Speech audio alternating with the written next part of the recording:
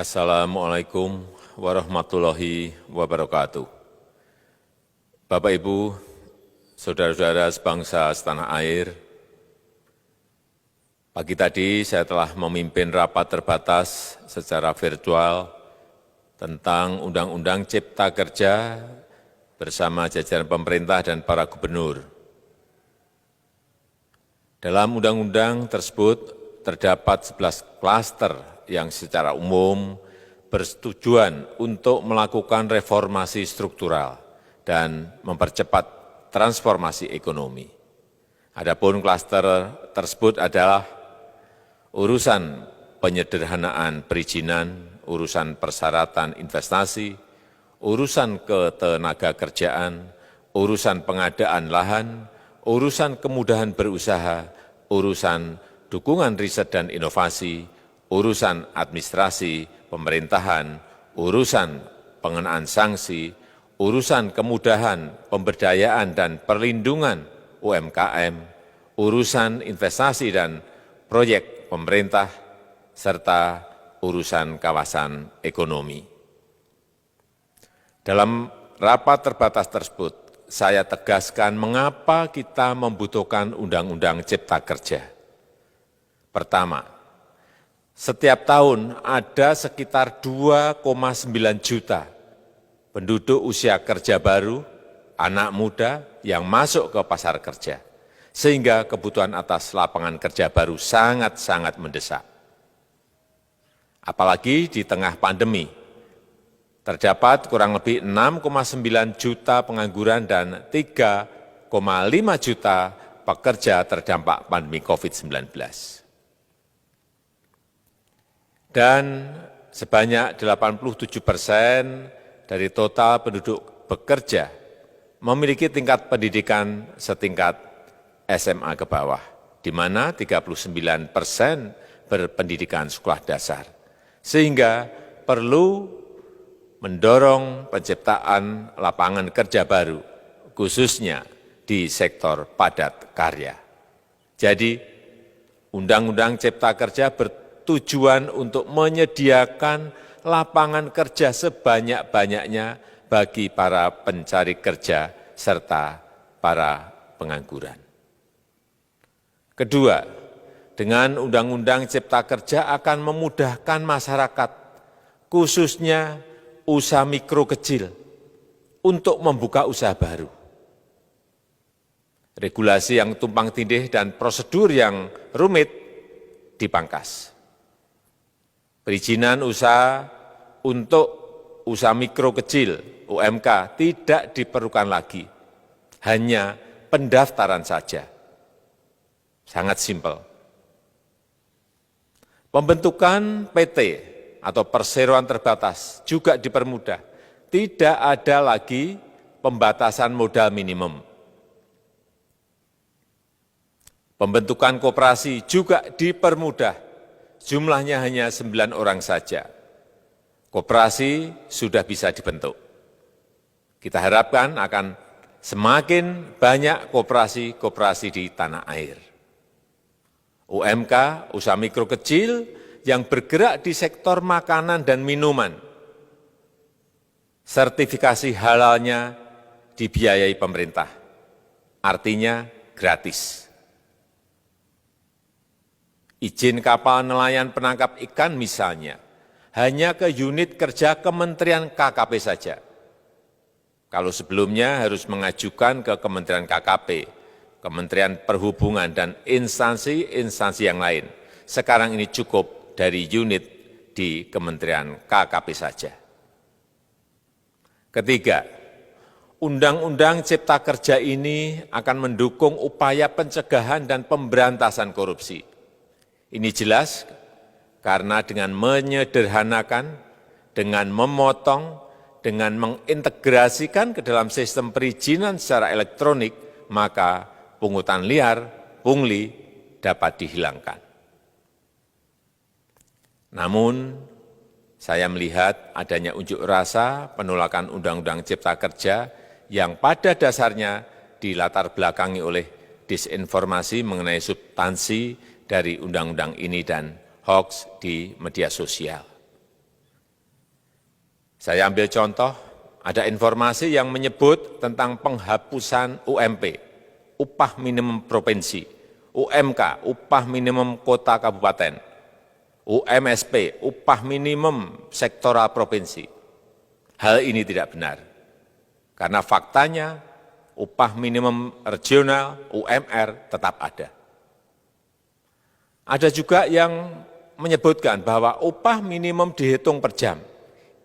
Ini juga tidak benar. Tidak ada perubahan dengan sistem yang sekarang. Upah bisa dihitung berdasarkan waktu dan berdasarkan hasil. Kemudian adanya kabar yang menyebutkan bahwa semua cuti sakit, cuti kawinan, cuti khitanan, cuti baptis, cuti kematian, cuti melahirkan, dihapuskan.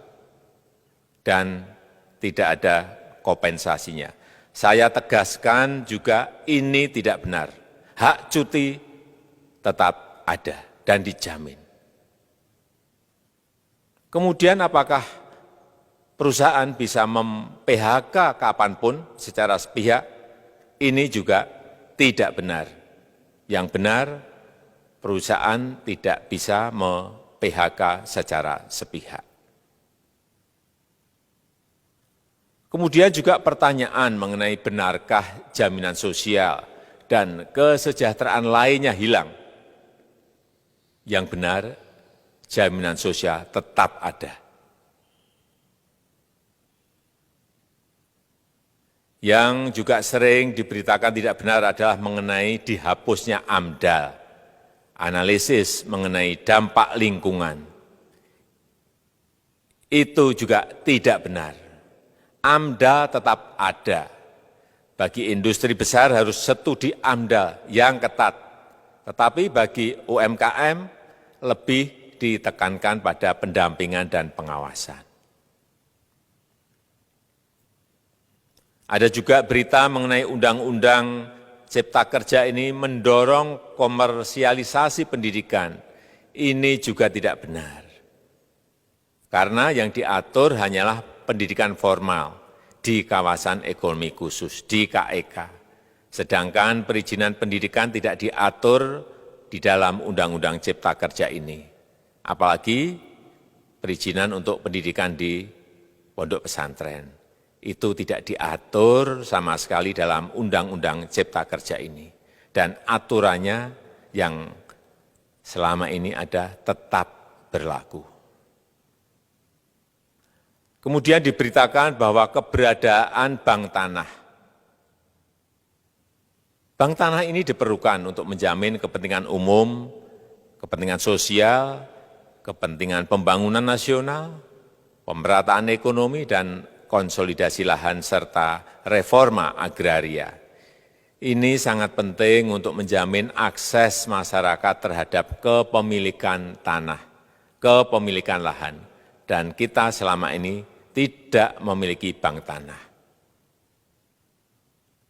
Saya tegaskan juga bahwa Undang-Undang Cipta Kerja ini tidak melakukan resentralisasi kewenangan dari pemerintah daerah ke pemerintah pusat. Tidak ada. Perizinan berusaha dan pengawasannya tetap dilakukan oleh pemerintah daerah sesuai dengan NSPK, norma, standar, prosedur, dan kriteria yang ditetapkan pemerintah pusat.